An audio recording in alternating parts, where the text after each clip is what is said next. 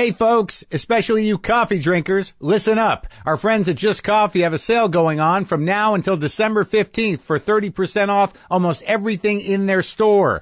JustCoffee.coop. That's JustCoffee.coop. And use the code THANKS17. That's thanks and the number 17. Get the WTF blend.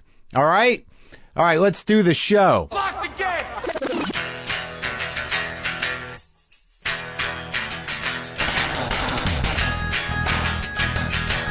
All right, let's do this. How are you, what the fuckers? What the fuck buddies? What the fucking ears? What the fuck nicks? What's happening? My name is Marc Maron. This is my podcast, WTF. How's it going? Lawrence O'Donnell is on the show today. Lawrence, you may know him from his nightly show on MSNBC. He's an author. He's here to talk about a book. He's a former Senate staffer. He was a writer for The West Wing. He was an actor in stuff like Big Love and Monk.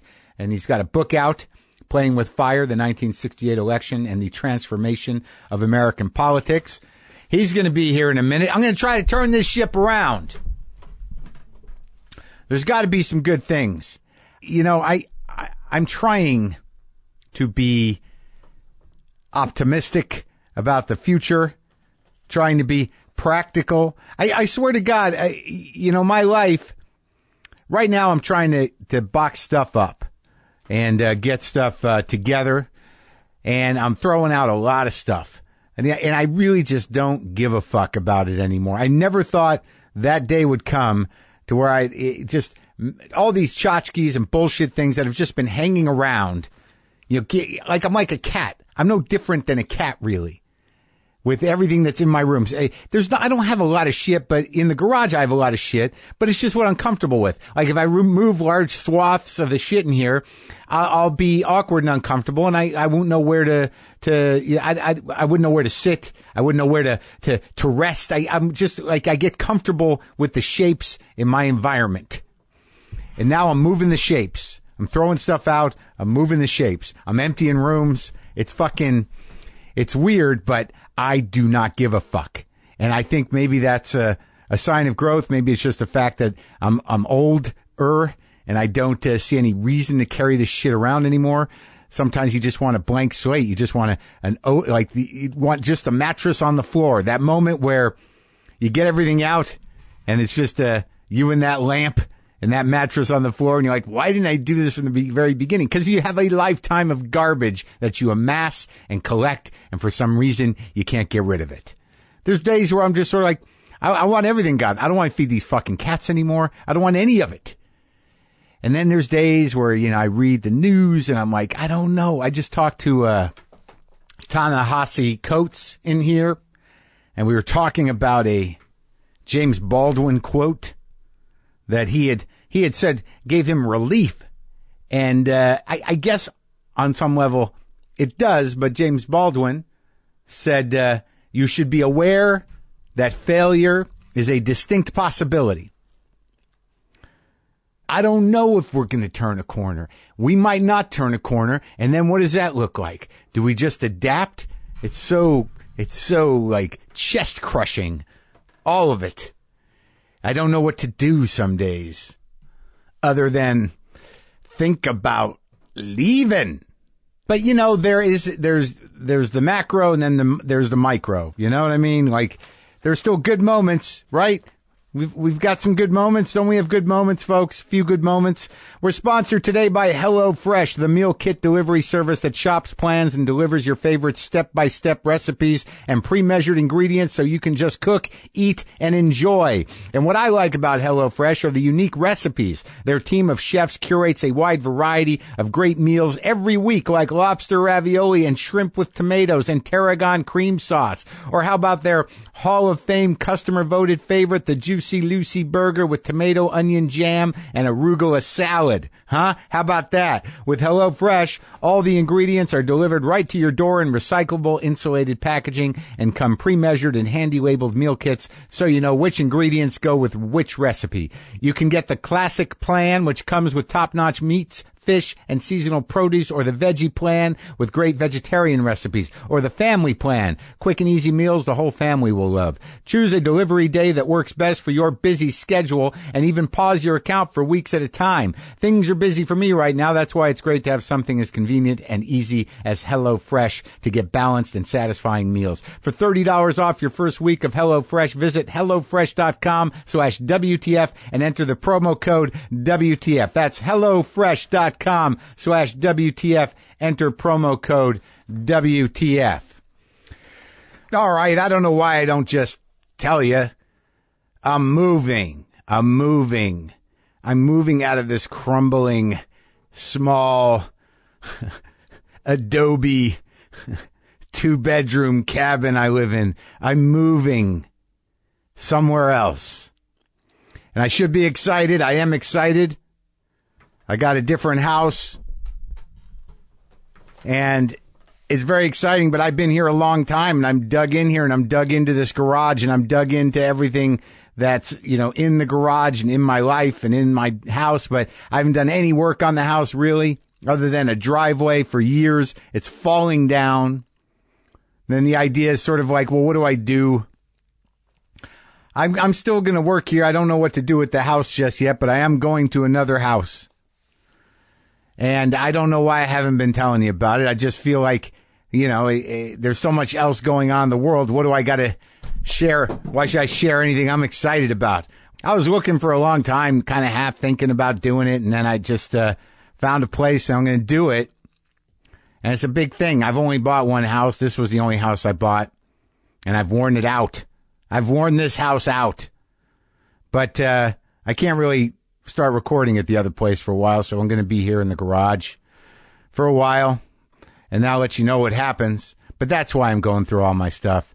There's a lot of heartbreak and a lot of weirdness in this house. There's a lot of ghosts. There's a lot of bits and pieces from, several different relationships. There's bits and pieces of, several different, big ideas about how I should live and who I'm living with. There's bits and pieces of my life going all the way back to, college in this garage.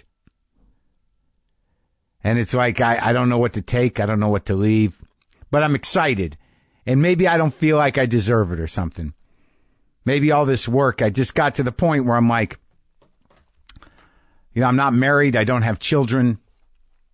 What am I doing? What am I waiting for? Isn't, getting a new place one of the exciting things people do? So I did that, and now I'm overwhelmed, anxious, terrified, and in chaos. But I'm excited, and it's a good thing. And I don't know. I would have just stayed here like a cat. But then I started to think, like, do I want to die in this house? Is this where I want that to happen?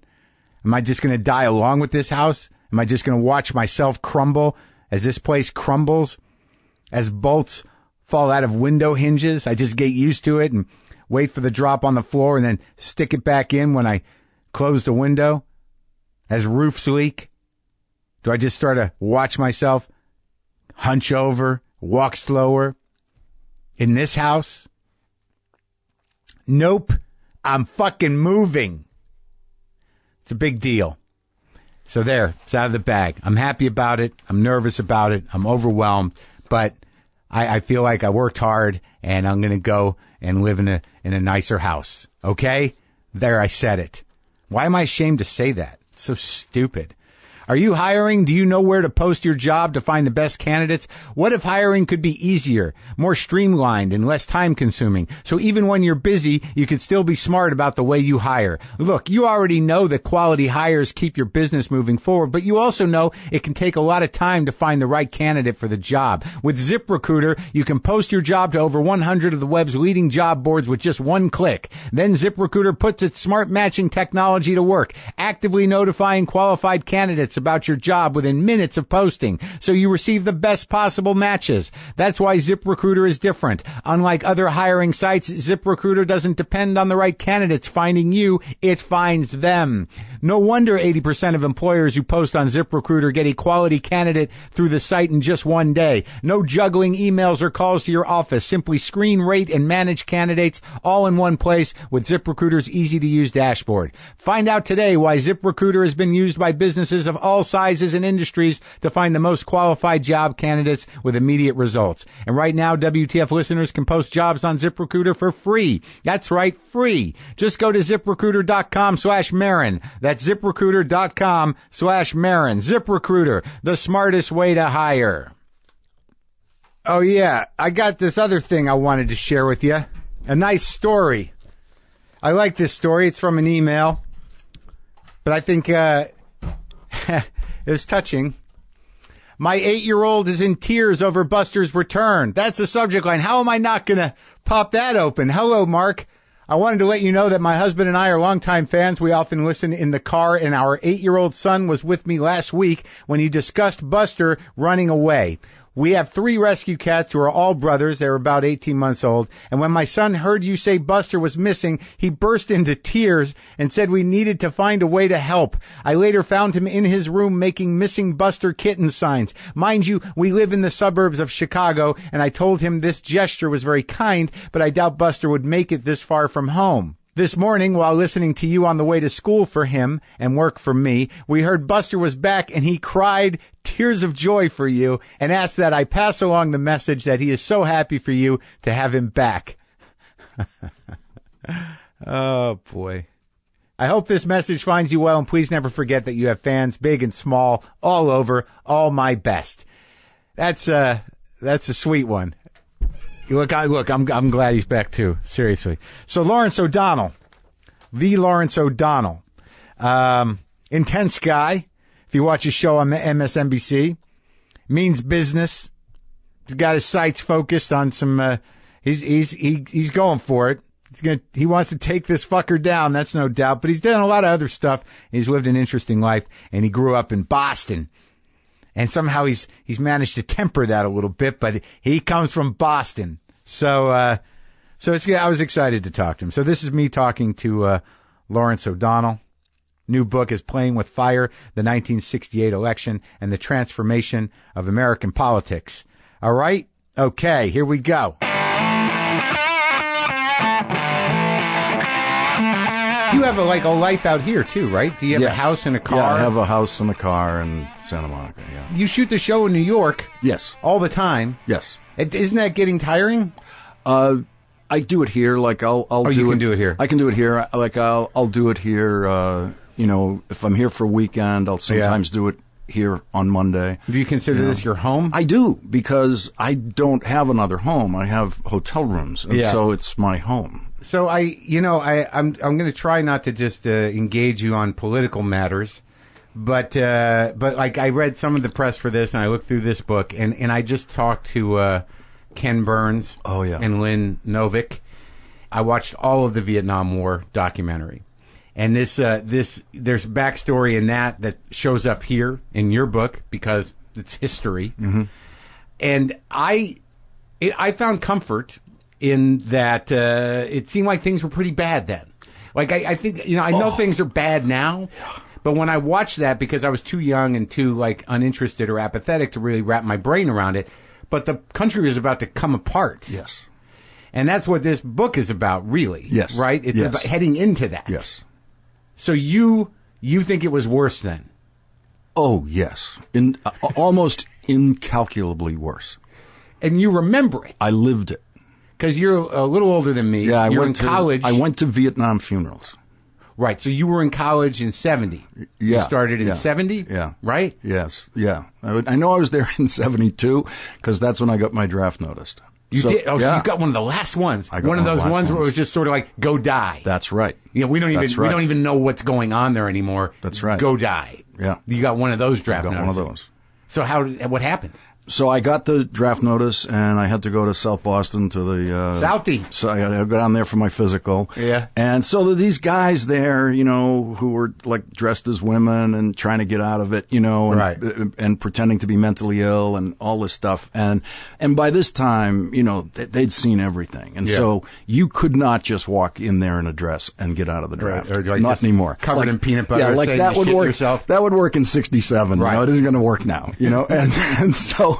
And so, I go through this whole thing. Are you telling me you were dressed as a woman and you turned away? I went in. I couldn't think of anything, so I went in dressed as me. Yeah. And I passed the physical, and so then the process was you go home. Yeah. And you wait 2 weeks approximately. Yeah. Then you're going to get a letter that says, be at South Station Saturday morning at 5 a.m. for the bus to Fort Dix for basic training. Just like that? Just like that, right? So, and I'm at home, and we're trying to figure out what to do and how to deal with this, and the one thing I was sure of was I'm not going to go.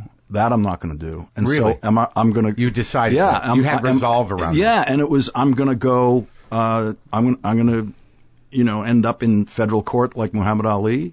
And go to prison. I'm glad you had a precedent for your... Yeah. And, Me and Muhammad Ali. Or am I going to go to Canada? Am I going to go to Sweden? But I'm not going to South Station in 2 weeks. Yeah. And, my father was a lawyer by then. He was a cop, and he went to law school. And he was a lawyer by then, and he had represented some of the very first mafia people who'd ever gone to trial in America. In Boston? In Boston. The Irish mob or the No, Italian the Italians. Oh, yeah? And so he knew people, like if you go to Danbury, yeah, you will eat well. Yeah. And, cause, Jerry and Julo will take care of you and all. So it's like all this stuff was going on. Food's an easy favor. And then bang, like 10 days into this, Nixon ends the draft. That day, over. Done. Oh man, and you were just sweating. Yeah. You were going to have to go meet with some mobsters. Right. But there's all these people, who are alive today. Yeah. Those guys that I was over at the induction center with in South Boston, all of them lived. And they all, none of them joined the Army because they wouldn't have been there getting drafted if they wanted to join the Army. Many of them went on to have grandchildren who don't know. Yeah. How lucky they are that person lived. Yeah. And now they live. Yeah. And after watching that Vietnam doc, knowing that at that point, that there was everyone knew that there was no point. Yes. And that people were still dying and still being drafted it was a lost cause. Well, and the worst thing of it all is the people who knew there was no point included the presidents who did this. Yeah, all of them. I mean, LBJ from the knew. beginning. Yeah. Even Kennedy, they were like, it's not. Yeah, and Nixon and Kissinger, they knew, and remember the crime Nixon commits is to continue the war. The crime he commits is to say, for me to get elected, there can't be any breakthrough for peace. I won't win if LBJ has a breakthrough for peace. Right. Therefore, I want this war to extend. So he goes behind LBJ's back, right? But to say I want the war to extend, remember, is to say I want thousands more American soldiers dead, kids, so that I can win the presidency. Yeah, kids. So that in itself, that level of moral bankruptcy, you think that so far transcends Trump's level of moral bankruptcy? Well, I think Trump has shown himself to be a person who would do exactly the same thing. Right. I mean, you give him that setting and it could be worse. Sure. Right. It absolutely could be worse. And so, but what we saw was what we now know is a president was elected in 1968 in the middle of a war thanks to collusion with a foreign power. So that's how he was elected. The South Vietnamese. Yeah. Yeah. And the North. He communicated to both. But specifically, the best line of communication was to the South. But this woman... And LBJ didn't want to make hay about it. For? The sake of the country. The good of the country. Yeah, right. Yeah. So wait, now your dad was a cop when you were a kid? He was a Boston cop. And what years, though? When did he... After the war, so, the late 40s, early 50s, he was a Boston cop. And so when I was born in the early 50s, he was a Boston cop. And so... No kidding. Yeah, and he was... What part of Boston did you grow up in? I grew up in Dorchester, which is way above where my father grew up. My father grew up in Roxbury. Actually, my father West grew up, Roxbury? No. That's like the Conan O'Brien neighborhood. That's like the classy. People went to college in West Roxbury. Oh, I didn't know if it was bad then, though. No. So Roxbury, West Roxbury, but Roxbury is a whole other thing. And so he grew up very poor because his father died when my father was about 11 years old, and so. He and his were they first generation? Your grandparents? No. My grandfather, my father's father, came over here when he was a year old. So yeah. Okay. So that's So he was born in Ireland. Yeah, and so my father had a really, really tough life, and ended up luckily becoming a Boston cop because. They never fired cops, so now you have a paycheck for the rest of your life, right? And but he's a wise guy because that's what we are, and so he's the O'Donnells are or the Irish? The Boston Irish. Yeah, the Boston Irish. There's sure. It's a culture that's a clench fist. Yeah, I lived there for years and I was terrified. I don't have to convince you. I was terrified. Right. I was paranoid. Right. So he's a wise guy and he's sitting there in the witness stand as a Boston police patrolman, right? And he's getting cross-examined. For anything. Right, okay. For anything, right? And he's getting cross-examined by these lawyers, and he's sitting there thinking, I could do that. I could do that. That guy, I could do that. He's making more money. He's barely a high school graduate, okay? Yeah, he did terrible in high school. Yeah. He's sitting there thinking he's smarter than every lawyer in the courtroom. Yeah. Right. And it turns out he is. And so he's the first Boston cop ever who goes to college and law school nights. And back then, he didn't even finish college. He went to an unaccredited college, Suffolk University. Uh-huh. He went for 2 years. That was enough for the unaccredited law school at Suffolk University to let him into the law school. So he then, gets through law school and becomes a lawyer. So really for, my functional memory, my old man was a lawyer, which was a giant difference in my neighborhood where everybody else's father was a cop or But did he become like the neighborhood lawyer? No. He became a big time Boston criminal lawyer. Like he's the guy you go to and guy. Yeah, he became the guy. It was fascinating, because when I was a kid, you could never get the slightest hint that anyone he was representing might have done it. Like that's out of the question, and a disturbing number of them, went to jail unjustly, as far as I know. Oh, right. Right? Yeah. And so yes, and there was a lot of there's a lot of adventure and in the way he did it, and he went much more with gut than scholarship. just amazing things that he pulled off that I watched him pull off. But that was the period where Whitey Bulger was running everything, right? No, here's the illusion of Whitey Bulger. Okay, but you grew up in Dorchester, right? Yeah. Whitey Bulger was the next place over in South Boston. And, Southie, right? And my oldest brother's wife once had a date with Whitey Bulger. Really? Yeah. How many? They grew brothers? up in the same housing project. How many? I have 3 older brothers. That's it? Yeah, and a younger sister. Yeah. Okay. And so you did the Catholic thing. They did what they had to do. Yeah, but my mother underpopulated. Oh, she only had 5 kids. Each of her sisters had 9. Okay. Plenty of cousins. My mother was lazy about this. What did she had a job probably? No, she didn't most of the time. She ended up working in my father's office and bringing some sense to that and some much needed calm, I might say. Was he a chaos guy? He was very chaotic, and he was filled with all kinds of rage that would come out, almost every other day. And I was about 12, I think, when I discovered the source of that, which I wrote about in my first book. But he was 11 years old. Yeah. And his father was a boxer, and his father killed himself. And the kids, his twin brother and his older brother, saw this happen. And it was one of those things, where his older brother, Patrick, tried to take the gun away from his father. Patrick was like 12. And he chased the kids into the park and grabbed the gun away. And so they witnessed this, right? And I discover this when I'm 12 years old, and I go, oh, now I get it.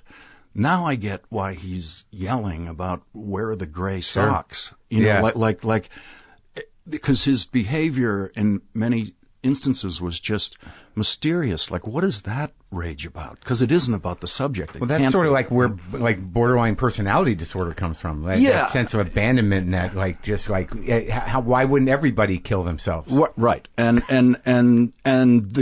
you know, he forever after that point for me became, in many ways, whenever he entered the kind of, you know, the difficult behavioral zones. Yeah. He was just this little boy. I was watching a lost little boy. Yeah. Who was lost in the worst way, and who was filled, by the way, with shame for life. Because he couldn't stop him.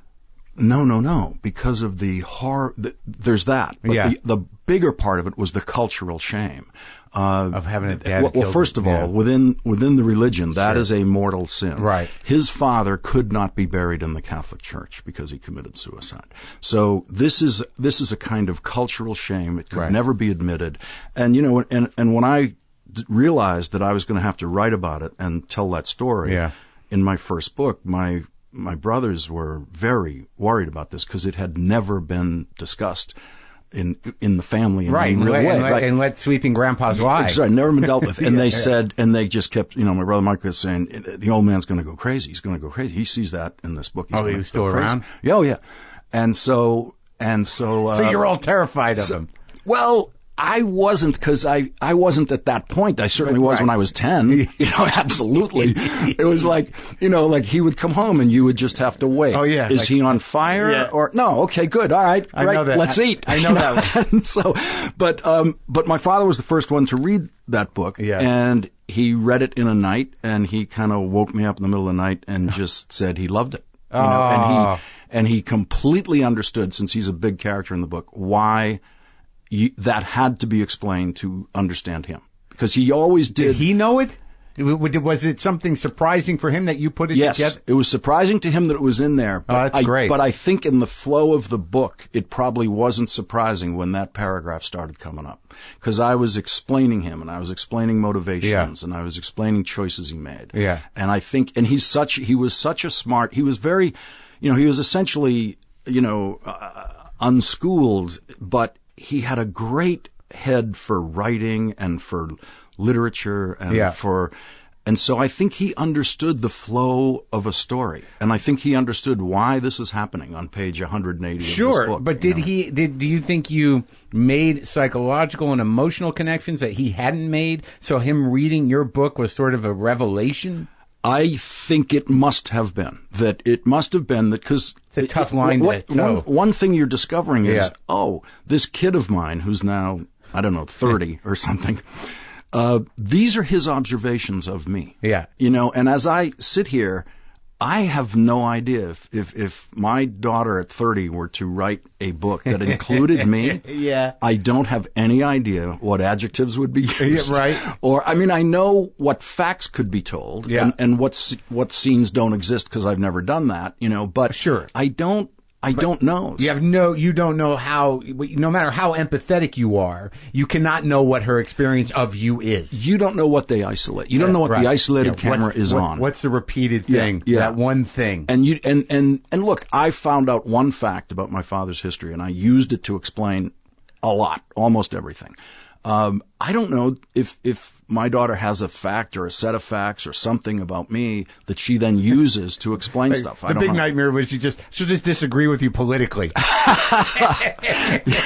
No, my father, the commie. No, she's with me on that stuff. Oh, good. Yeah, she's with me on that. You got her there. Yeah. You made sure she learned the right way. Right. But I am related to Trump voters. You know, you can't come from Boston and not be. You know, you can't come from my part of Boston. And as me, like coming from narcissism, I emotionally understand some of it. Mm-hmm. You know, like, and I think anybody who has a big ego emotionally understands, the relief of being a dick. Yes. It doesn't last long, and most of us have shame about it. Right. But there is that moment where you're like, fuck you. Right. And you're like, he deserved it. Right. And then a year or so later, a week later, a day later, I was out of line. Yeah. He's never out of line, this guy. Yeah. The difference, by the way, culturally about that in Boston is that here are the things I'd never heard in my entire, I never heard any of these words till I got to college. Please, never heard that word. Never heard the word thank you, and I never heard the words I'm sorry. ever. We were just uncouth, but no one was confused. Like, no one was confused whether you were grateful for this thing if you didn't say thank you. Yeah. There was a basic kind of soul-level communication where those words seemed unnecessary. How do you track that, though? Like, because, like, I'll tell you, and I've talked about it a bit before. When I was going to college in Boston, there was a period there where I was just a sensitive Jewish kid in the middle of just Irish townies everywhere. Yeah. And I got I'm so sorry. It's all right. I grew to like them. Yeah. Like, I go back now, and there's nothing more unique than the indigenous population of Boston. Mm-hmm. It's true. There's nothing like it. And for a while there, it was terrifying, and now I kind of romanticize it. But I go to Ireland, and I don't have any of. I feel so comfortable in Ireland. I'm a Jew, and I'm like, this is the greatest place. It's so green. These people are so humbled by history and sort of sweet and melancholy, but not nasty. Mm-hmm. How do you explain the gap? I have pondered it my whole life. And by the way, when I was a kid, the mayor of Dublin was a Jew. Benjamin Briscoe. Yeah. It is inconceivable that in my lifetime there would be a mayor of Boston who was a Jew. Okay. That was unimaginable. I think it could happen now because Boston's changed dramatically, and that's wonderful. But did you think, but it wasn't because, here's the weird thing, and I didn't mean to interrupt you, but someone asked me the other day, I was on a podcast, someone asked me about more so the New York guys, the guys you associate with Trump from New York, these guys that are like, hey, what's up? Like the assholes. And there's the Boston version. But do you think they're fundamentally anti-Semitic, or just what happened? Yeah. Oh, deeply. Oh, okay. But here's what's so interesting about it. It was a purely theoretical thing because we had never met one. Yeah. We wouldn't know what direction to go to find one. Yeah. And so I think I was about... Let's go to Newton. No, we didn't know where that was. Okay. There was no direct subway line. But so yes, in my neighborhood, Jew was a verb. Okay. And so the prejudice, though, I realized when I was in high school was completely theoretical. Yeah. And I realized at the same time that Mo, the pharmacist on Adam Street, is Jewish. Right. No one knew that, because he had some non-Jewish last name. Right. It never crossed anyone's mind. And so O'Malley. And he changed it. And Mo was beloved. Yeah. And he let people, take the prescriptions without paying and catch up with them and all this. Mo was a phenomenally wonderful man. And so everybody loved him. And I know that if I could make an announcement, by the way, everybody, Mo is Jewish, they'd go, oh, and it would really, there'd be a pause because their anti-Semitism, which was universal as far as I could tell, was theoretical. It was right, but I find now that what we're finding is, and what I find that's scary about what the remnants and the never-ending sort of legacy of any type of racism is that you could have done that. And they would have went, he's a good one. He's the good one, yes. Yes, that's probably what they would have done. And I was unique. I was so lucky because my father was a wise guy who decided I'm not going to be a cop, I'm going to be a lawyer. Because what that meant was, at Suffolk Law School, he connected with a fellow student, Sam Cinnamon, who was Jewish. And I had this wonderful Jewish man in my home when I was a little boy, just kind of learning to speak English, and also within my home there was an absolute ban, and it never had to be said. Yeah, it was never said, but there was a ban on the racial slurs and all that labeling, and I only realized there was a ban when I was in someone else's house, and his father was a Boston cop, and we're sitting there in the kitchen, and he's talking to. So the two parents are over there at the sink, and they're talking. And I hear him say this N-word. Yeah. And I thought he had just said fuck. I thought it was like, oh, you can't say. I was like, I was stunned by it. Right. And it was that moment when I realized, oh, my house is exceptional. Yeah, there's nothing worse than hearing that used casually.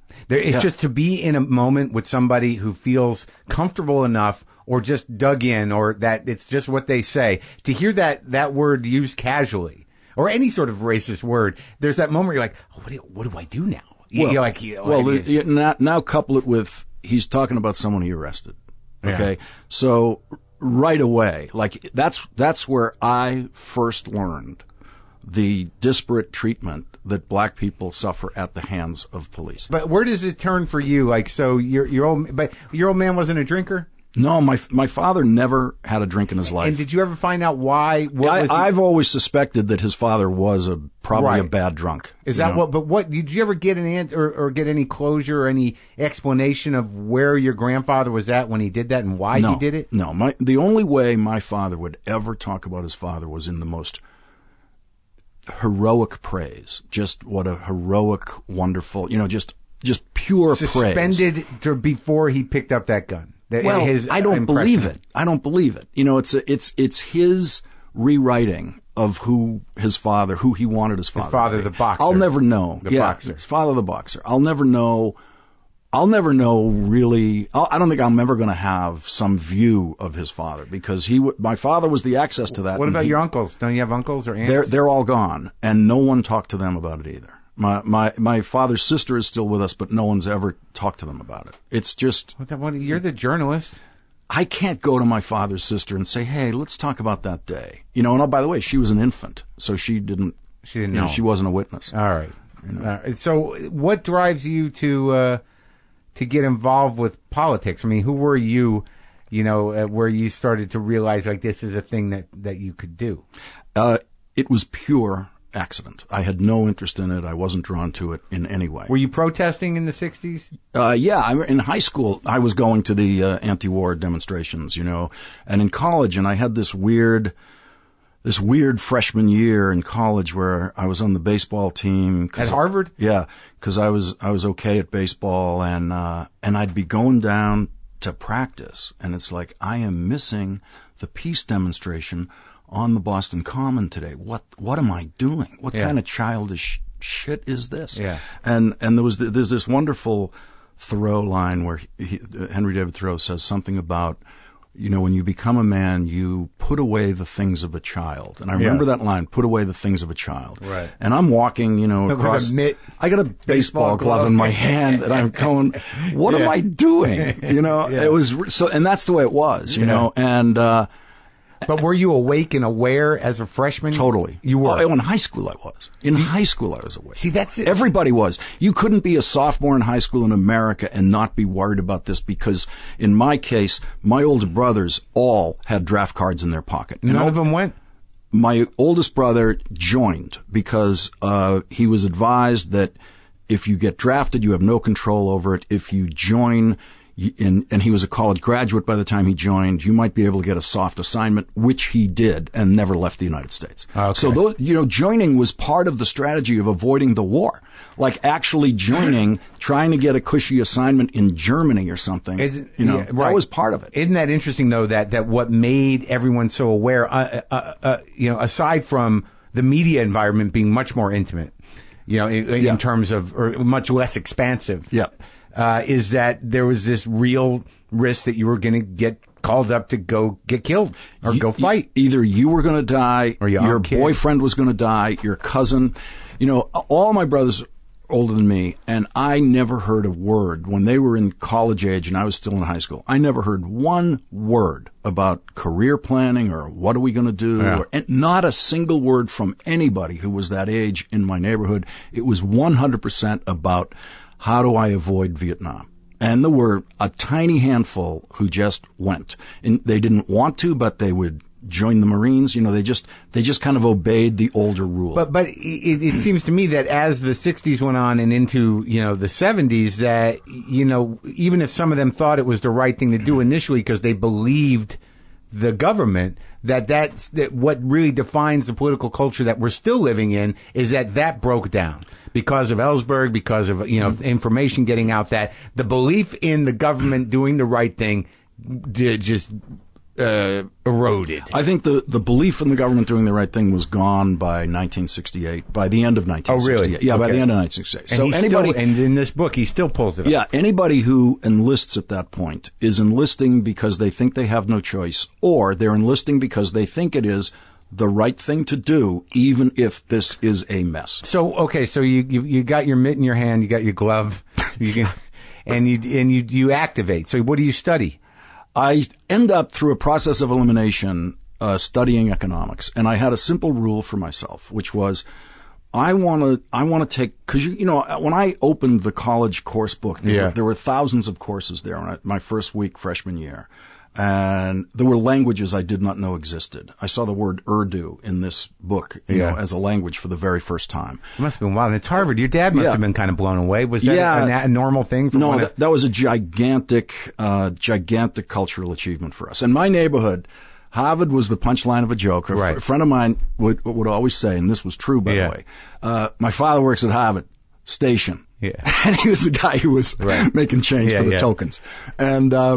And so it was a really weird thing, I have to say. Like when I got the admission there, and I got this form of early admission that they had for the local kids, basically local kids only and Boston kids only, and the kids from the rich prep schools. And they would tell you really early, like around Thanksgiving, you know, you're in. And so I actually applied to one college. I never applied anywhere else. Just Harvard? Did you go to a prep school? No, no. I had big problems in high school. I ended up going to 3 high schools, got kicked out of one. What was the problem?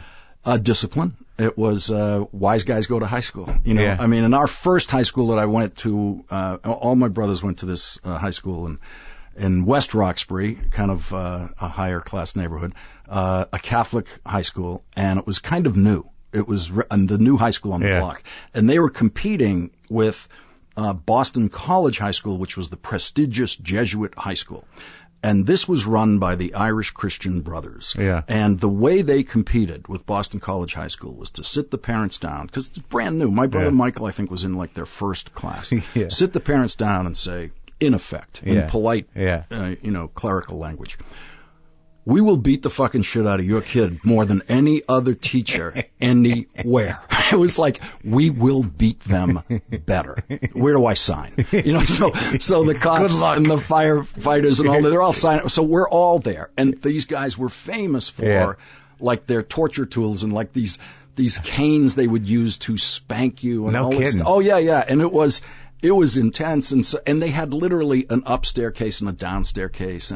And so my brother and I were not particularly terrible. I mean, we didn't get in fights and stuff like some of the other guys. But at the end of like halfway through, like sophomore year, they wrote a letter in the middle of the summer, like August. They just wrote a letter to about 25 of us and said, you know what? Don't come back. You know, we've thought about it. We've had some time at the beach. We can't stand the idea of you guys walking back in here. And so we, in the middle of the summer, had to scramble, you know, and find another high school. So you were a smart ass, just disruptive, or? Yeah. I mean, just smart ass, actually. Just I mean, like we would just skip school and go play pool at the pool thing. You know, and I remember one time. But were you getting shitty grades? No, I was doing pretty good. You know, I was doing reasonably well. But here's the funny thing about that: expectation and guidance. Right. So I have, by the time I'm a freshman in high school, I've got 3 older brothers who've gone through the same school in the same freshman year. They say the following to me. You won't understand the math. You won't understand the science. You won't understand the Latin.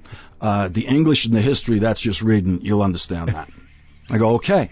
So, I'm telling you, this is the... It's a big vote of confidence. No, but so that's my expectation. So here's the strange thing. I'm in the 2nd week of Latin class, and I still understand everything. And I think, this can't last. Right. This it's going to fall out at some point. It can't happen, right? And I'm in this 3rd week of math class. I understand it all. It's obviously not going to continue. Right. But I understand it. So it's like if I had just had one person somewhere in my life who said, you're going to do very well. You know, like I wonder would I have gotten even better grades? I don't know. You know, no one was giving you that. No, zero. The old man wasn't that way? No, he was a terrible student. He just was hoping. I mean, he just was like, what you can. He didn't know, he would have no idea how to help me with a math problem. Right. So it was just, and you know, there's a cultural thing there too, which was summarized for me flawlessly by Carol O'Connor on the Merv Griffin show when I was about 13. Right. Okay.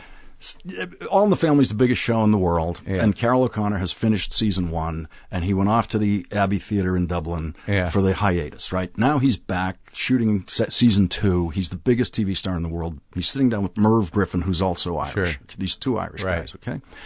Merv says to Carroll O'Connor, oh, when you went, because Carroll O'Connor had trained at the Abbey Theatre in Dublin. Oh, when you went back to the Abbey Theatre, it must have been the return of the conquering hero. It must have been so wonderful. There's a little pause and a breath, and Carroll O'Connor says, oh, Merv, you know, the Irish would always prefer you come home a failure.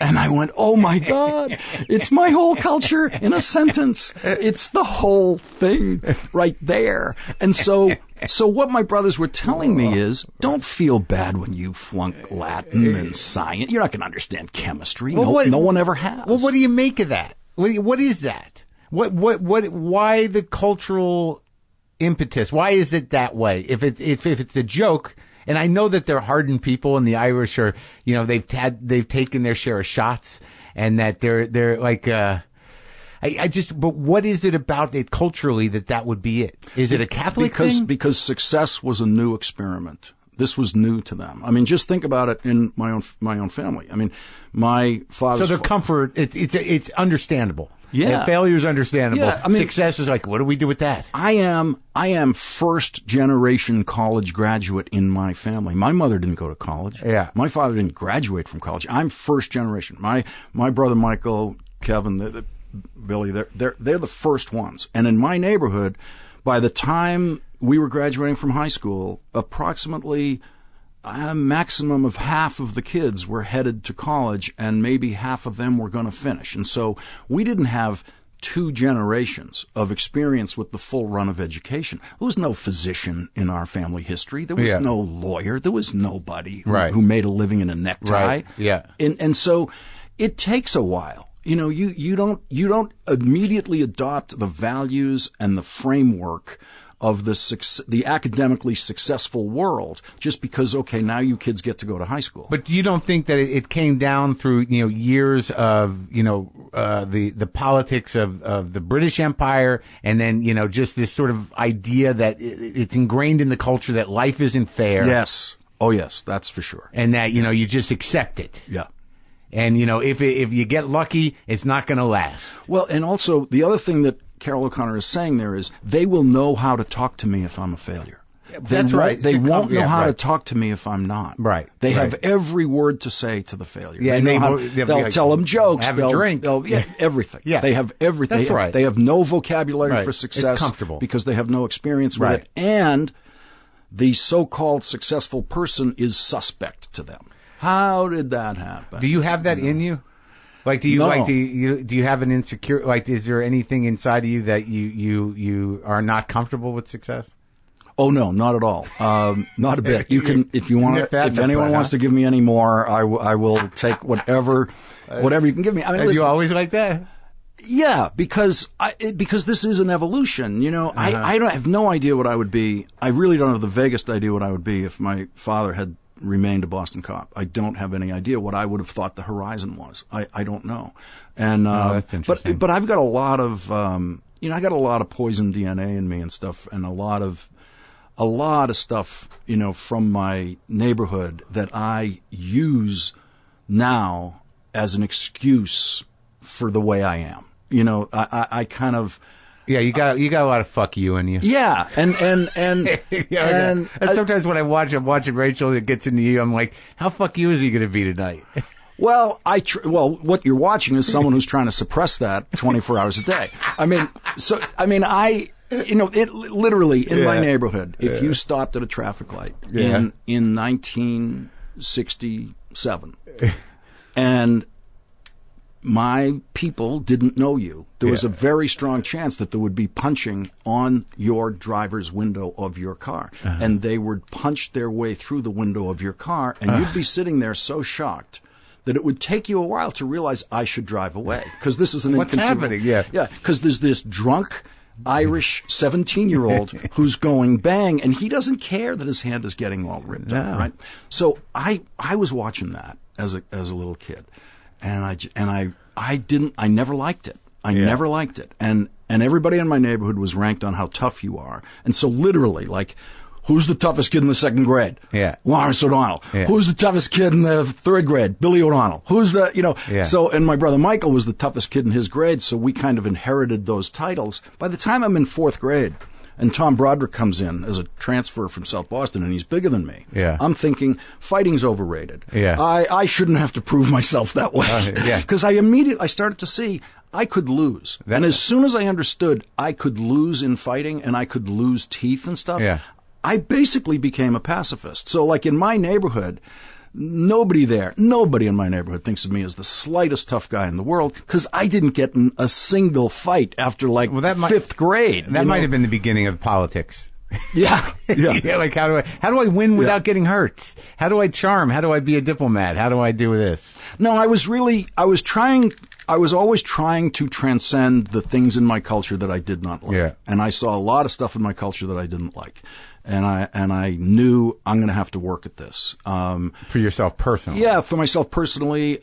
Philosophically and intellectually, it was really, really easy. I was in high school, and I read Dick Gregory's autobiography. Yeah. And Dick Gregory explains, why he's a pacifist. Bang, that day, I'm a pacifist forever. And now I know why. And Dick Gregory explains Gandhi to me on this page. I get it 100%. Dick Gregory explains a few pages down why he's a vegetarian. I walk in and I tell my mother I'm a vegetarian. Yeah. I become a vegetarian for the next 25 years. Really? 25 years? So intellectually adopting a new framework that was not available within my neighborhood was the easiest possible part of it. And a relief. Yes, and a relief. And I saw, Yeah. that's the correct way to think. Yeah. And I'm not even slightly tempted to throw a punch. Right. It's not, I don't have any of that. Luckily that stuff got flushed out of me. All that stuff about, throwing punches and Right. and all that stuff. And a lot of it had to do with that I just never drank. I was literally never drunk. Yeah. Ever. Not once. Still? And, yeah. And it was a miscalculation because it was, I wanted to, like everybody else. Every kid my age was totally shit-faced Friday and Saturday night when they were 10 years old. 10 years old. If by 12 you were not getting shit-faced on Friday and Saturday night, people were looking at you. Yeah. What's going on? Yeah. What's wrong with that kid? So I tasted it and I hated it. Yeah. I drank the beer. It was the most foul thing I'd ever tasted. And I was a very cold logician. I don't want something in my mouth that I don't like the taste of. I'm not having any more. Yeah. And I didn't give a shit about peer pressure. Sometimes you got to stick with it. Yeah, that's what I'm told. I didn't know that, but I didn't care because I wasn't going to stick with it.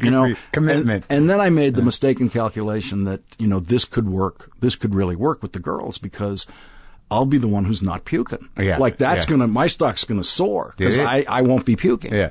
I'm the only one here who's not leaning against a lamppost puking. Like and did it work out? No, because it turns out they had to be drunk too, and I wasn't going to get them drunk. So and they like to take care of the pukers. They're very motherly. Yeah.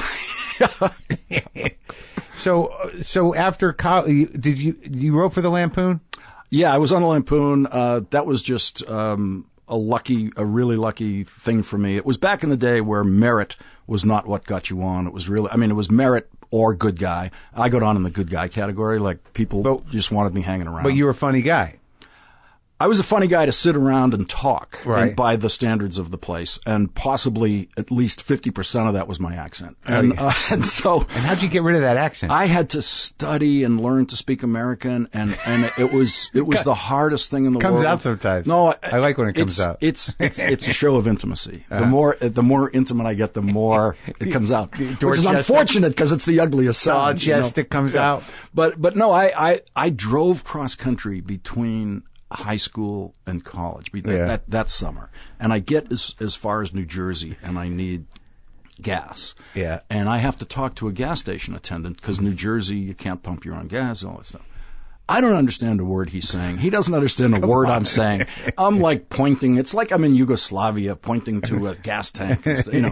I get back in the car and I go, I got to learn this. And so I turn on like CBS News Radio, and I just sit in the car driving as if I'm in the language lab listening to French or Spanish tapes, and I just listen. And it's taken forever, but it's right there, and it cracks. Like, it'll crack on my show, too. Yeah. And, like, I feel it cracking, and I try to swallow the word on the show, and then I feel like, oh, everybody sees this, and then, of course, it flies by, and no one quite catches what that was. I turn it into a cough or something. So is it a shame thing? Are you ashamed of it? Are you ashamed of the anger and the...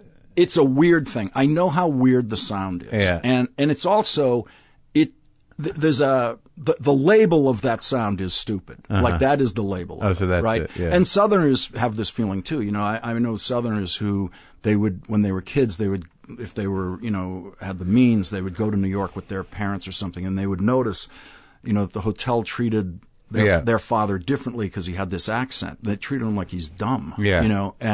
And the bad thing when I was in my 20s about the Boston accent is that people didn't know what it was. So they knew the Brooklyn accent because that had been in the movies. Yeah. The Boston accent had not. It's true, and so right? you just sounded stupid. No one knew where that was from. They didn't care. You just plain sounded stupid. And literally, though, to actually be understood, you actually have to learn these words in other parts of the country. Or how to say the words properly. Yeah. I mean, like I can say to, to my brothers, say car. Yeah. And they say car. And they think they've said exactly what you just said. It's like, because we couldn't hear it.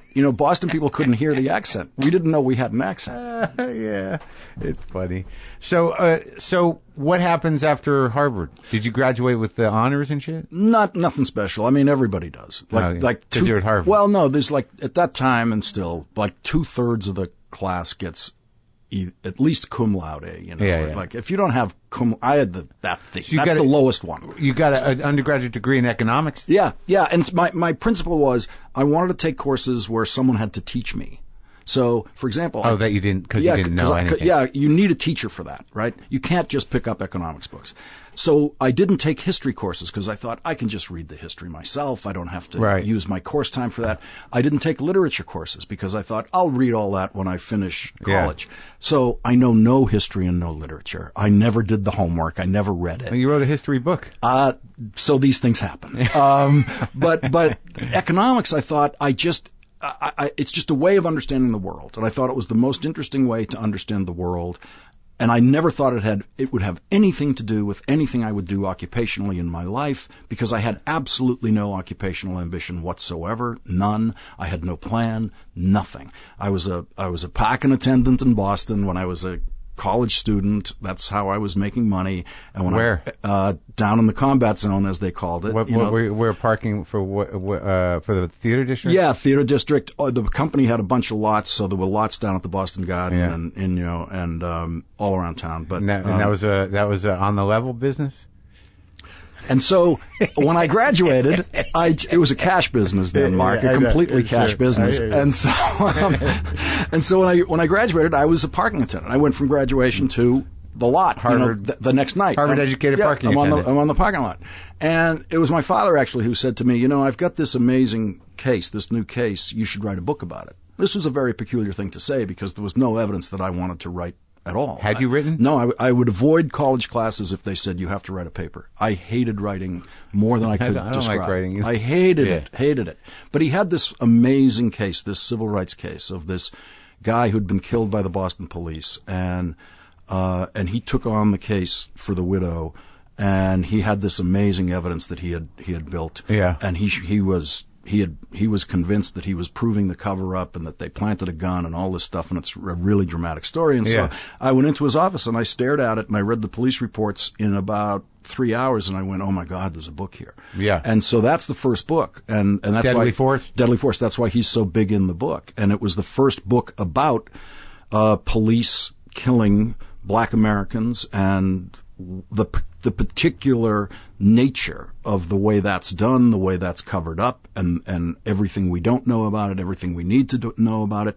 And it came, in the middle of the 1980s in a country that outside the black community didn't care about this at all. It was impossible to get anyone's attention to it. You wrote that what year? It came out in 1984. Really? Yeah. And that was the first time you ever wrote? Yeah. When did you graduate college? 1976. Okay. So you were just hanging around? Yeah, I was a bum. No, there's sections of my resume that look like prison time because it's just these big blanks. It's like, what was he doing? He was on the sofa watching TV. What do you think he was doing? Thinking. You were thinking. No, but the book took 7 years to write. So, because for a couple of reasons, including I didn't know how to write. Yeah. And so, I literally wrote an entire version of it that the publisher rejected. Said, this is awful. Did you write it on a deal? Did you pitch it and get a deal? I miraculously, I got a $9,000 advance to write the book. It's funny, and that's in 1977, right? You're telling me? It's like for a first book, the advance isn't much more than that now. It was the biggest. I didn't know there was money like that in the world, Wow, And then, we sold it. The book came out. We sold it to Hollywood, and suddenly in one day in Century City, they hand me a check for $100,000. And because you wrote the screenplay. No, that was just for the book rights. Just for the book rights, right? And then there was the money for the script and all that stuff. I like and that might not have gone anywhere. Book rights couldn't, right. But that's a lot for book rights. So I really liked this business a lot better, real fast. And the book was a bestseller? No, it was a bestseller in Boston only. It did okay. It didn't make anything serious. And I didn't read it, but so the sort of story of your father is integrated throughout the story of this case? Yeah, because he's the lawyer. You're following him as the guy who takes on this case and proves for the first time. And this case goes to the United States Supreme Court and back. He went to the Supreme Court, your dad? On this case, yeah. And what was it that the Supreme Court had decided? Well, there was all sorts of evidentiary firsts in this case and procedural firsts that judges just weren't accustomed to. That you're accusing the police department of covering this up, and so what evidence is relevant to that was something they had to feel their way through. Something had never been seen before, but had been happening for years. Yes, of course. Right. This was the stuff that was being discussed around kitchen tables in black communities and nowhere else in America. And I wrote the first op-ed piece for the New York Times about this issue in 1979, I think it was. 79. The New York Times had never covered this subject at that point. It didn't exist as a subject. There was no research on it. I had to do my own social science on it. That's so not long ago. No, it's crazy. It was, and the other people who knew about it were cops. Okay, that's who knew about it, right? And so, and here's, I'll tell you one story from that thing, which is an insight into the world is not as, it doesn't have the dimensions you think it does all the time, and there's something to be said for gut and experience. So jury selection on that case. I'm in the courtroom as like an assistant, and my brother Michael is my father's co-counsel on the case by this time. Right. And there's a woman whose husband is a Revere police officer. Revere, next door to Boston. Yeah. And my father doesn't challenge her. Yeah. Lets her go. And we are sure he's going to use one of his challengers for the wife of a cop. You can't let the wife of a cop on this jury deciding whether these cops murdered a guy. You can't do that. And we think he's nuts. And he lets it happen. Bang, she's on the jury, and then they break for a recess. I jump up out of my seat in the audience. My brother Michael goes right to him. Go, what are you doing letting the wife of the cop, the wife of the Revere cop in the jury? My old man, totally 100% confident as if this is absolute fact and it's not, there's no guesswork involved. He says, nobody hates Boston cops like Revere cops. Nobody. And nobody knows what cops are capable of better than their wives. Instantaneously, Michael and I both realize he's 100% right. He's a genius. Yeah, and this woman was with him 100% of the way as a juror. She never had 1 minute of being on the cop side of that case, Yeah. And there's nobody at Harvard Law School who can teach you that. There's no. That's a good story. Is that in the movie? Yeah, I think it's in the movie. It was a CBS TV movie back in the day of Movie of the Week. Is that what it came? Yeah, That's it. yeah. So you sold the book rights, and then you got a script deal. Yeah. So then I'm in this business, and then show business, and then in 1988 there is a Writers Guild strike that lasts 6 months, and at that point, and you'd just gotten in. I'd just been in. I'd just scrounging around, just getting a rewrite deal, all this stuff, right? I got a Ray Stark rewrite deal. I'm going to get $15,000. This is so exciting. And so there's this strike that happens. Yeah. And Senator Moynihan who I had ended up getting to know through his daughter, who was a friend of mine. You dated his daughter? No. Oh. She knew friends of mine. She went to Harvard a few years after me. Yeah. And so she knew people in New York, and we didn't know each other. And at some point, we knew each other. Yeah. Okay. And then at some point, she invited me to a thing, this dinner thing that her father was doing. I went, yeah, sure, I'll go to that. Yeah. And Mrs. Moynihan's from Boston, from the Boston area. She still has a Boston accent. So we warmed to each other right away. It comes back, right, when you talk to someone. Right, all the time. Yeah. And I get it, and I'm never from there. Right. And so in 1988, exactly when the Writers Guild, 1987 is when the strike started. Yeah. Senator Moynihan asked me to come into his reelection campaign after he realized that my union was on strike. And I think that was an act of charity. It was like, this kid needs a check or something, right? Because he's, and I go, okay, and he wouldn't be a scab. And I want no one in Hollywood to know this, because you work so hard to get defined as a writer here, right? Yeah. It's so hard to do. And my agent now sees me as a writer. I don't want my agent to know I'm doing this. They'll think I quit the business. Right. It's got to be a secret, right? And I keep it a secret as long as I can, because I work for him in the 1988 campaign, which means I sit there and watch, because I know nothing. I know absolutely nothing. And he wins with 68% of the vote. It didn't matter whether I was there. How long had he been there at that point? This was his third term he was running for. He was Senator in New York. That was a Hillary Clinton seat, right? Yeah. When he left, Hillary ran for his seat. Right. And he would spend, $3 million to get reelected to that seat, basically. And he was a good guy, solid guy, character, and New Yorkers loved him. Yeah, and a former Harvard professor. And so every day was like this private, Harvard tutorial at the highest level. He's just an extraordinary person, just an extraordinary. Yeah. You know how you see somebody on stage and then the backstage version isn't as big as the onstage version. Yeah. The backstage version of Pat Moynihan is way bigger than the onstage version, because there's so much more that he knows and has to say. What was your job?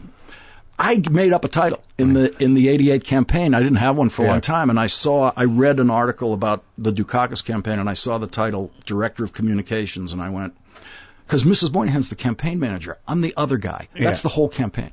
And I go, okay, I'm Director of Communications. Oh, there you go. So I didn't do anything. I did nothing. You must have learned something, though. That seems to. I learned about the state of New York, traveling upstate all over the place. But you didn't learn anything about politics? I learned a certain amount about politics, but not very much, not then. But politics, what I didn't know was how much I knew about politics, because politics is, if you're going to get it generically, it is simply the anticipation of human beings. Okay? And so that includes understanding that Revere cops hate Boston cops and their wives know how bad cops can be and all that stuff. So the anticipation of human beings is a generic skill, and I find that most people in politics don't have it. And it's the understanding for applied to a means to an end. Yes. Yeah. Yes. And so I knew more in my gut than I realized, and I was developing more, but I relied entirely on the Moynihan Senate staff in Washington, and to tell me, something would happen, and I'd go, what does this mean? I don't know what this is. They're talking about this Social Security thing. What is that? And Dan Crane and these other people working for me, they'd just call me up and say, here's what you need to know. This. Oh, that's what happened to me with Brendan. Yeah. When I went to Air America, I'm like, I don't know, what's going on? Right. And we'll break it down for you. Right. And then you get it. Right. Because politics is different than government. They're totally different things. Yeah. They have nothing. They are unrelated skills. And what there are very few people who are good at the politics of campaigning and the politics of governing. That is the rarest possible combination. Obama might be the only one I've seen who combines them both. Yeah. Bob Dole was great at the politics of governing. We saw what he was at the politics of campaigning for president. Anyway, a little stiff. Right? Yeah. I mean, just to pick an example. There's a lot of them. Bill Bradley was great at the politics of governing, not so good at the politics of campaigning, so that's why he was never president. So you get this little tutorial and you're sort of, in it, and then but that's really the beginning. It kind of brings together your two worlds of writing and politics. But I never write a word for Pat Moynihan, because no one does, because he's a unique writer. But you're still learning. It's just because there's this weird thing, because now you are a respected political pundit, And and we'll get to the West Wing, but at that juncture, whatever you learned about the legal system and this stuff investigatively about your father and Boston and everything else that's part of the education of politics. Yeah. Yeah. So it all starts to add up. Yeah. Well, the other thing though about my entry into politics was I went in there as a writer. At that point, I'm a writer, and I'm saying to myself, yeah, I'll go on to a campaign because I want to see if I find something to write about. I have this very Plimptonian inclination, which is to do things that I'm invited to do that I do not know how to do. So I didn't ask to work in a political campaign. Pat Moynihan and Liz Moynihan asked me to join their campaign. Oh, that's right. That's like Plimptonian, that he used to become a boxer, become a bullfighter. George Plimpton would train with the Detroit Lions so that he could run one play in an exhibition game, and he would write a beautiful book about that whole experience. There you go. Yeah. Paper Lion. And it was wonderful. And so my life is a set of chapters of Plimptonian exercises that I did not set out to do. I did not ask to do, except for the writer part of my life, which at a certain point it was my father's idea, and then I did it, and then at that point, this is what I know how to do. So I'm going forward as a writer, and so yes, I wanted to write for West Wing, and I wanted to write in show business, and I wanted to get script deals. That's all stuff that I wanted to do and put myself out for. And every other thing that I've done is an accident. It is just an accident. The working in the Senate, I ended up working in the Senate for Senator Moynihan for like 7-8 years, something like that. You did? Yeah. Yeah. I didn't, like the 88 campaign, when it was over, he said, "What do you want?" We're at lunch. He said, "What do you want?" And I thought, well, I'll have the omelet. And he meant, "What job do you want?" And he couldn't make me a federal judge because I'm not a lawyer, right? So it's like, "What job do you want?" Yeah. And he said, "Well, come into the Senate office, and we'll call you my senior advisor." And wow, this for the guy who needs no advice. Yeah. And then the Senate job got increasingly important because he moved into these chairmanships, and eventually became the chairman of the Senate Finance Committee. And so I had to run the staff of the Senate Finance Committee, had to run that committee, which is taxation, international trade, Medicare, Medicaid, healthcare, welfare. So we had to do a big tax bill for Clinton. We had to do NAFTA, had to pass through that committee. The World Trade Agreement had to pass through that committee. Hillary's healthcare bill made it through that committee, but did not make it through the Senate. Welfare reform had to go through that committee. So it was real governance, and this was no longer Plimpton, because I literally my hands are on the wheel. I am flying this plane. Yeah. But the Plimpton eye never was always there. I was always observing it while doing it, but it was intensely real when I was running Senate committees. Yeah. That's the real thing. And you're in the Oval Office, and you are making the deal on exactly what this tax rate's going to be, and that's the real thing. And that is the nuts and bolts, and you described it with a certain excitement, but that is exactly where the most Americans' eyes glaze over. Yes. Yes. Oh, mine too. If someone started talking like this to me before I worked in the Senate, I just would have get me out of here. I can't believe it. By the time I'm 2 years into working in the Senate, I am sitting on the Senate floor, and I am hearing a speech about Social Security taxation, and I'm on the verge of tears.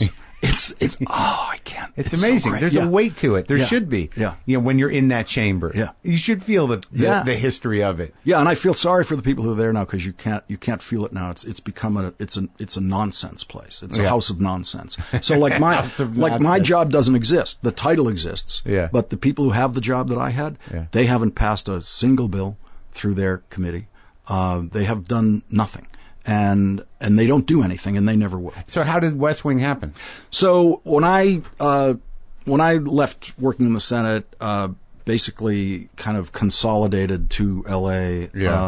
And was actually writing a book then that I failed. I got a deal to write a version of my Senate memoirs, and I did such a bad job of it that the publisher canceled the book like a couple of years in, and I was on the verge of bankruptcy, and it was horrible. Yeah. And MSNBC came along and said, "Hey, would you like to talk on TV about politics for money?" And I said, "How much?" And I said, "Yeah." And then I said, "Yes." Yeah. And so I had that. Like, okay, that. Now I'm fending off bankruptcy. And then West Wing started up in basically in the year 1999. Aaron Sorkin got the pilot made, and then the network ordered episodes. But actually, NBC rejected that pilot when it was first written.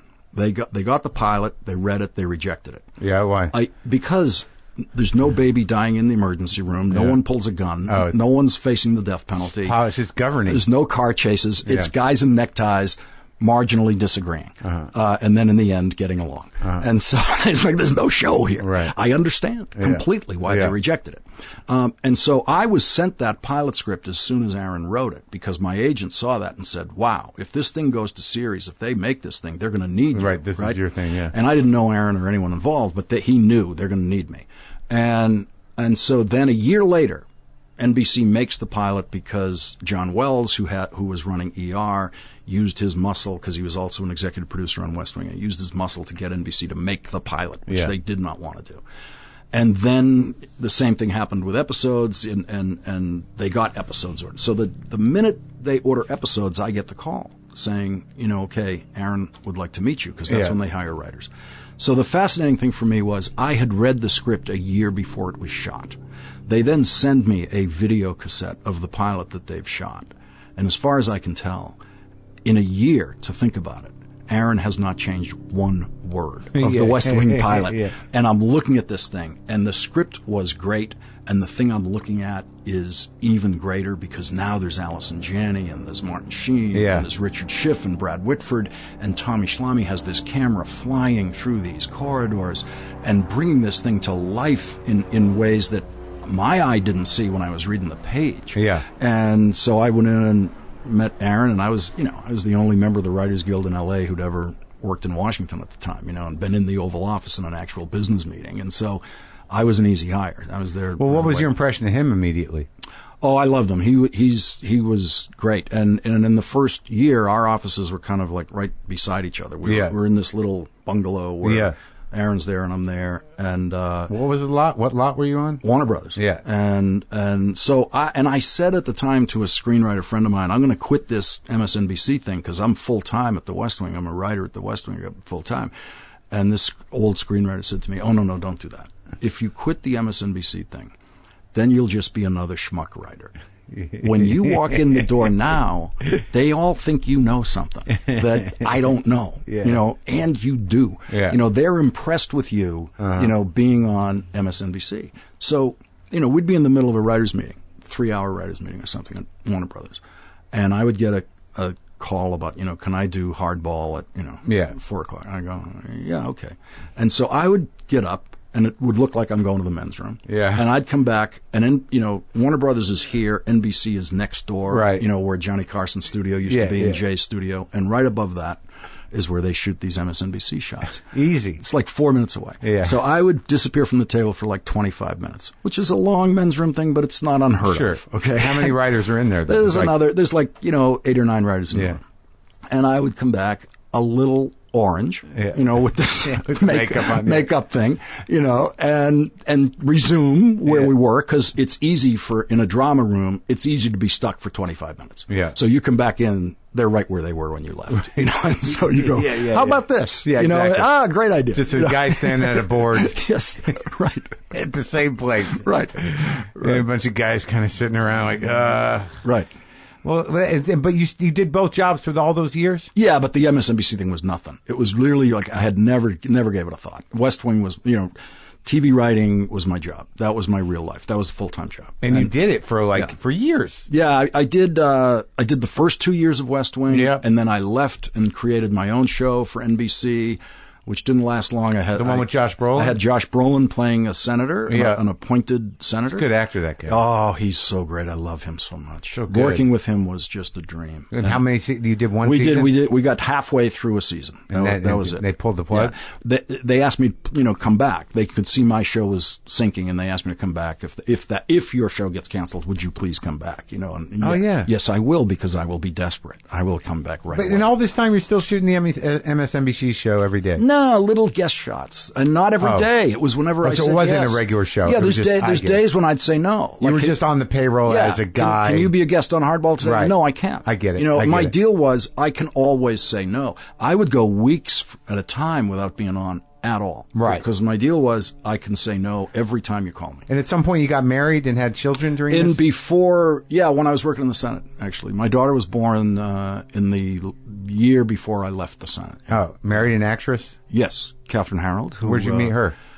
In New York, in the world of New York. Yeah. She's funny. She's the greatest, yeah. You guys get along? Yeah. Oh, that's good. She's fantastic. Yeah. Oh, good. Yeah. I loved her in, what was that, Modern Romance? Was she in Modern Romance? Mary Harvard in Modern Romance. Yeah. And what I love about that name is that's Albert Brooks trying to come up with a wasp's name. It's like Mary Harvard. In my life, I have never met anyone named Harvard. Yeah. I think they went extinct. Right. That tribe. But it's like Albert. Oh, Mary Harvard. That's funny. And wasn't she in one of the Gary Shandling shows? Yeah, she played Gary's ex-wife in I think it was season 2. Right. I was at Larry Sanders? Yeah, I was at Larry Sanders, yeah. which was the greatest thing to watch. And no one wanted her to do it. I remember when they were asking her to do it, I was still in Washington. I remember coming out of the White House on a cell phone like the size of, a toaster. Yeah. And she's telling me, I love the show because we'd seen season 1, thought it was the greatest thing ever. And they're going, no, it's HBO. Because in those days, she could get 22 episodes on NBC or CBS and plus the second payment because they're going to rerun every one of those. So the money was gigantically higher on CBS than it would have been on HBO. So none of her representatives want her to do what we think is the best show on television when we're watching. Sure. And so she did it. And you guys split up and I don't know, mid-90s. Yeah. Somewhere. I don't know. But you're all right. You're co-parenting. Yeah. The parenting thing should mean that you are friends and partners for life. It should mean that. Yeah. And if it doesn't, you better figure out how to make it mean that. I think that's true. And sometimes it's a rough, maybe couple years transition. Yeah, we didn't have a rough time. Well, that's good. Really never had a rough time with that. People I know, we always understood what it was. Yeah, it's heartbreaking when shit gets bad. Yeah. And I've never had that, so I don't understand it. So, all right, so you do all the West Wing, and then you get your own show on MSNBC, and that's your thing now. That's what you do. Yeah, I guess it's my thing now. And you're there every night. I know, you're right. No, but see, this is a thing I've only realized recently, is that because I didn't ask for it. I never asked for it. I never asked to be a pundit on MSNBC. I never asked for a show on MSNBC. Never. And what happened is I would go in as a substitute, and the ratings would be very strong. Sometimes for like Ed or who the reason they said we need you to do a show is that I went in for Keith Olbermann when Keith was the number 1 show. Right. And I held his rating. It was the same. Yeah. The rating was just the same. Yeah. And I didn't know that. They told me that. You know? And so they shouldn't have told me that because I wouldn't have understood my negotiating position. And so they just saw that and they went, oh, we really need you to do a show, which is exactly the way Rachel became a host. Rachel Maddow substituted for Keith. She did very well. She held the rating. They said, hey, let's put her on right after Keith. I was on Air America with her. They brought Air America. She got hired to be a newsreader. And then it just became clear, do you ever watch her do her research? I mean, yes. I mean, she she would do this a 2-hour show on radio, which if you break it down is not incredibly long, but she would 10 hours all night with papers everywhere. She still do that? Right. The papers everywhere? So I have finally agree, okay, I'll, and I didn't want to do it because my daughter was still in high school and I didn't want to be in New York that much. And when you don't want to do something, it means if they really want you to do it, then it just gets more and more advantageous the way especially if you don't give a fuck. Yeah. And so I finally, agreed to it, and I see the way Rachel does her work, right? I look at that and I go, okay, so that's what it takes to be number 1 on. You've got to do a minimum of 12 hours of preparation for the show. How many hours do you have to do to be number 2? And it turns out it's nowhere near what you have to do to be number 1. There you go. Nowhere close. I mean, and by the way, that's the Irish choice. Yeah, I was just going to say, there's the Irish. Right.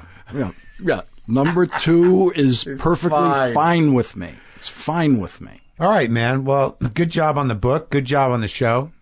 You're doing a good thing. I don't know what I'm doing on the show. Well, you know what? I got to bring it up only because I saw it. I watched the video. Yes. But you know what?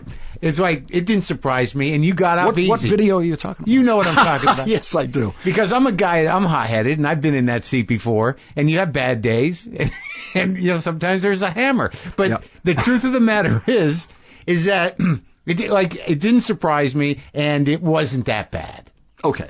Let me just say, I've not talked about it publicly. I don't know how, but let me just say this, that I hate what I saw on the video. I hate what it looks like, because what it looks like to most people is different from what it was, but I still hate it. And I should know that things look different to people. So what did it look like? It looks like, well, people characterized it as, look at him berating the employees. No, this is man overboard. Yeah. When you're yelling man overboard on a boat, you're not yelling at the crew. Right. You're going, hey, man, this is a crisis, right? And I have no hiring and Irish firing man power. Overboard is what. I am no one's boss in that place. They tell me there was way more yelling in the control room at each other. Yeah. Try that switch, you know, and they yelled down to other control rooms. And the other part of it is, I hate trying to like be defensive and get myself out of the box I deserve here, but I'm in a glass enclosed soundproof studio. I can see through the glass out there that there are some guys out there who are available to go try to find the guy who's hammering somewhere up here on top of my head. Yeah. So when I'm yelling to them, I'm trying to yell through soundproof glass. Sure. They know me. I know them. They're not even looking in my direction. Then they are. No one in the control room can talk to them because they don't have headsets on. They finally figure it out. So there was not, what it was this man overboard kind of, how do we fix this? A lot of things going on at once. You get the problem in your ear.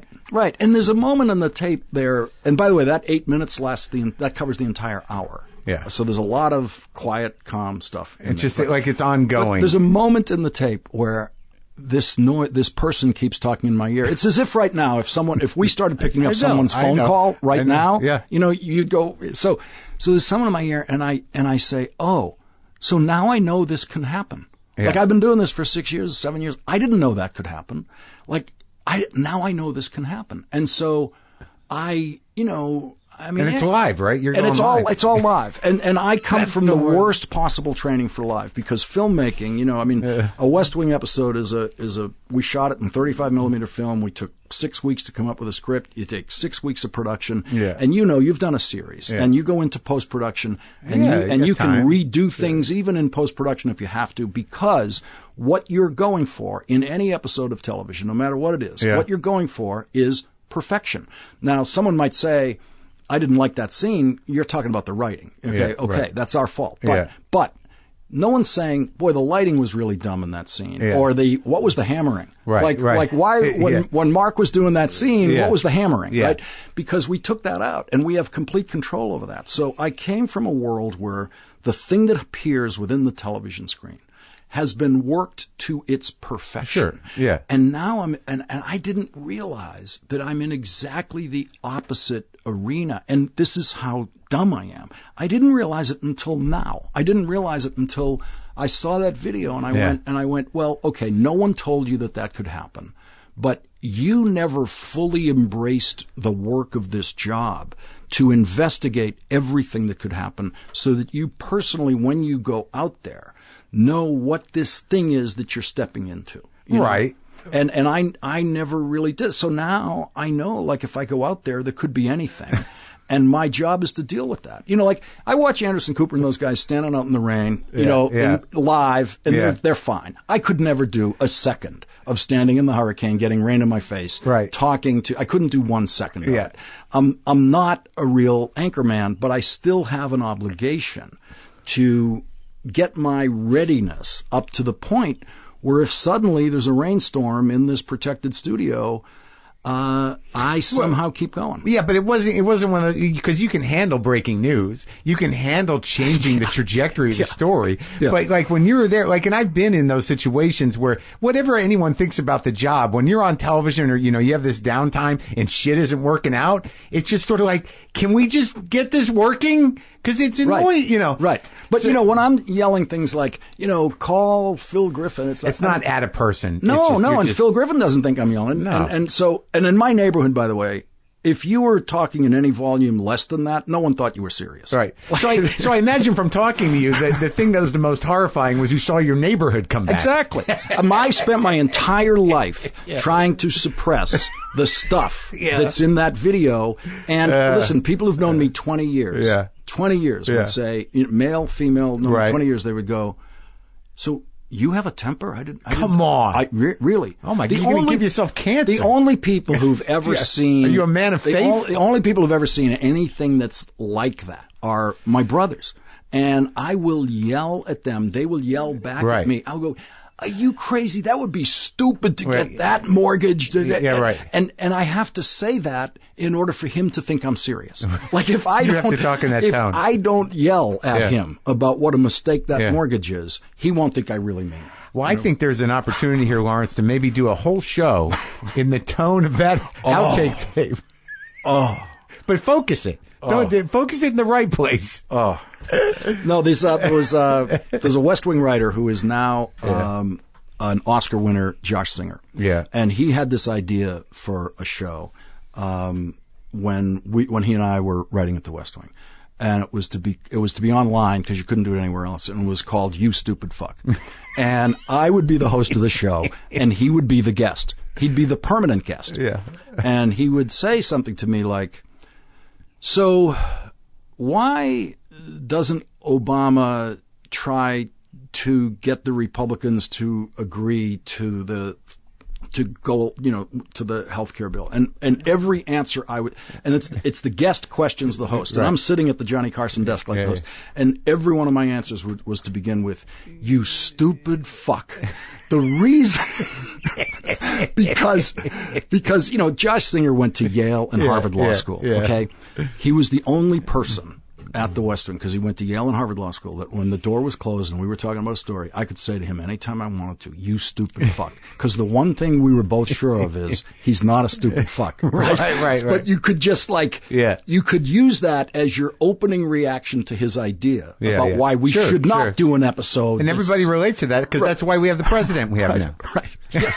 Yes. It's exactly that anger that you've been hiding that has driven this guy into office. No, it's you know what it is? It's this thing that anthropologists see. It's like a residual piece of DNA that's still left. It's been bred out, though. It dies with me. Oh, yeah? Yeah, okay. It's gone. Okay. We'll see. Yeah, we'll talk to your daughter in 10 years. No, I promise you it's gone. It's gone. Okay. All right. I believe you. Thanks for talking, man. This is fun.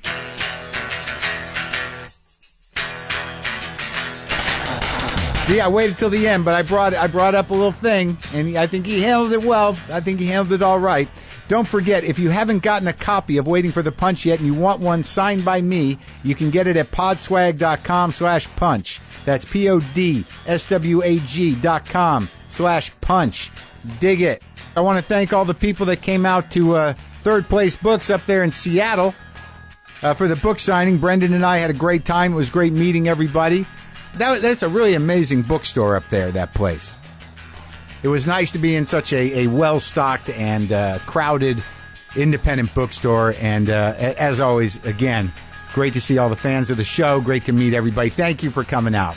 I wish I had more time to spend in Seattle, but I did not this time. I love it up there. Every time I'm up there, I just want to keep moving north. Keep going. Onto the islands. Maybe one day, I will be on those islands. Maybe that's where I'll end up.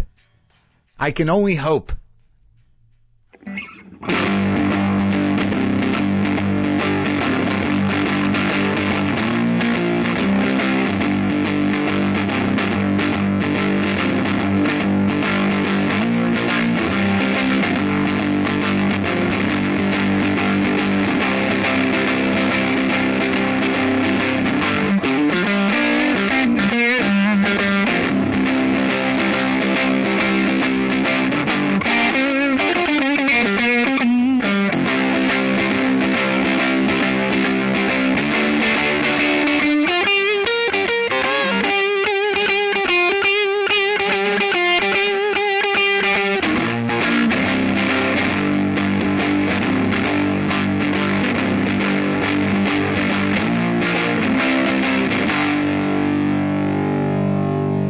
Boomer lives.